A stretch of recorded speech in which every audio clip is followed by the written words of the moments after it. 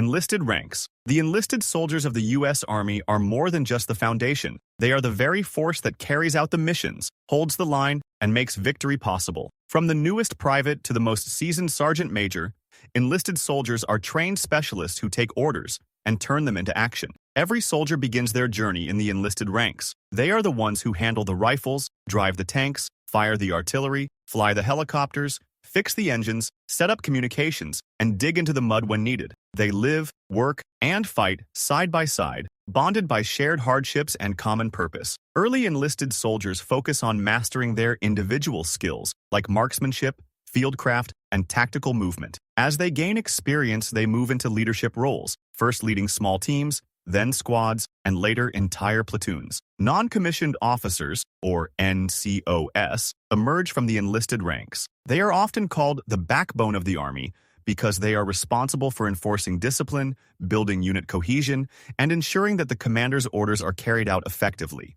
From squad leaders to command sergeants major, enlisted leaders train their soldiers, care for their welfare, and maintain the Army's daily rhythm. They bridge the gap between the officer's plans and the soldier's execution. Promotion through the enlisted ranks is based on a combination of time in service, performance, and leadership potential. Those who distinguish themselves might find opportunities to become warrant officers or even commissioned officers later in their careers. The respect enlisted soldiers earn is not given lightly. It is built through hardship, sacrifice, and proving themselves in the eyes of their peers and their leaders. Warrant officer ranks. Warrant officers occupy a unique place in the Army hierarchy. They are not traditional enlisted soldiers, nor are they fully traditional officers. Instead, they are the Army's technical and tactical experts, the masters of specialized fields that demand deep experience and pinpoint precision. Becoming a warrant officer is not easy. Candidates must already prove themselves as experts in their enlisted fields before even being considered. They are selected based on their knowledge, their ability to teach and lead within their specialty, and their capacity for independent thought under pressure. In aviation,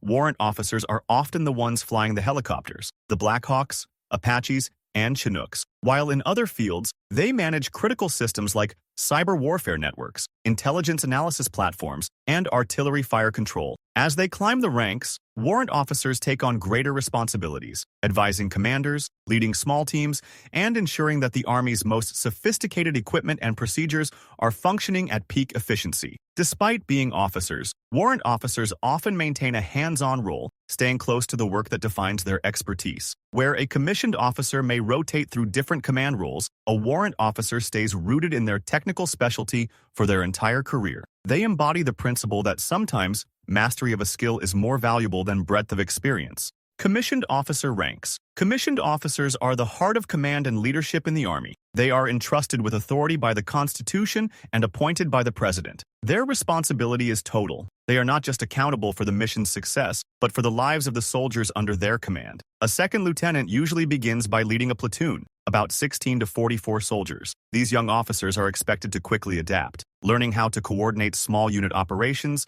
handle logistics, discipline their soldiers, and integrate into the larger mission objectives. They are guided by their platoon sergeants, seasoned veterans who provide mentorship and ground truth. After about 18 to 24 months, second lieutenants are promoted to first lieutenant, often taking on more complex assignments and preparing for company-level leadership. Captains command companies, tactical units of about 60 to 200 soldiers. Companies form the beating heart of the Army's maneuver units, rifle companies, armor companies, engineer companies, and more. Company commanders are responsible for everything from combat effectiveness to administrative tasks like leave approval and disciplinary actions. It is at this level that officers truly prove their ability to lead under pressure. Majors generally serve as staff officers, coordinating the complex tasks that support battalion or brigade operations, logistics, operations planning, intelligence collection, and civil-military coordination. Their work is less visible but absolutely vital, ensuring that larger units function like well-oiled machines. Lieutenant colonels command battalions, organizations of around 300 to 1,000 soldiers. A battalion is large enough to conduct independent operations in battle,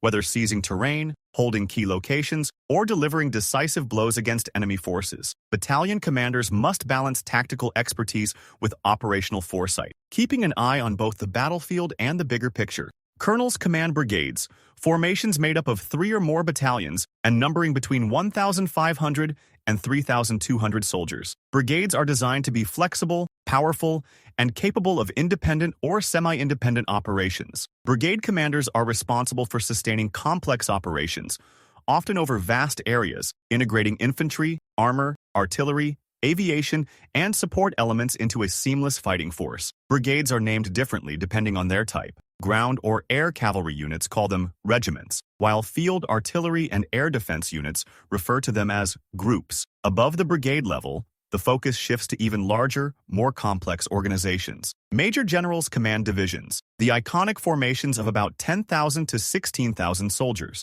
Divisions are capable of sustained combat operations over prolonged periods and wide areas. A division is not just a collection of brigades, it is a fully integrated combined arms team, with maneuver brigades, a sustainment brigade to handle logistics, and a combat aviation brigade for aerial support and transport. Historically, divisions like the 1st Infantry Division, the 82nd Airborne, and the 101st Airborne Division have etched their names into military legend, leading assaults on beaches, parachuting behind enemy lines, and holding key ground in brutal battles across Europe, Asia, and the Middle East. Lieutenant Generals command corps, massive formations that coordinate 2 to 5 divisions, totaling 20,000 to 40,000 soldiers. Corps-level operations are about dominating entire theaters of war. Corps staff manage the allocation of forces, logistics on an industrial scale, coordination with air and naval forces, and engagement with coalition partners. The U.S. Army maintains 3 active Corps commands: I Corps headquartered at Joint Base Lewis McChord in Washington State,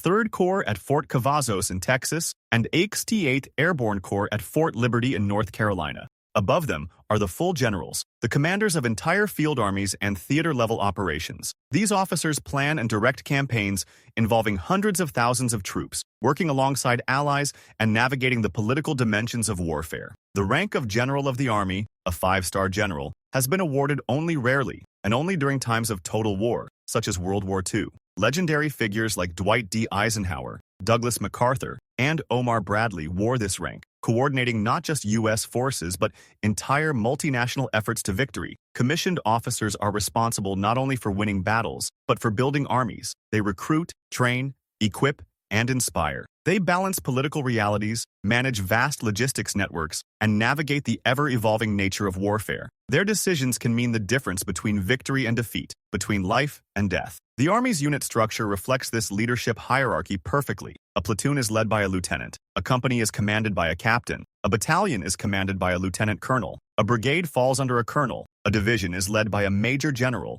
a corps is under a lieutenant general, a field army is commanded by a general. Each level of command brings greater complexity, broader responsibility, and higher stakes, but the foundation remains the same: soldiers executing the mission, warrant officers mastering the details, and commissioned officers leading the way.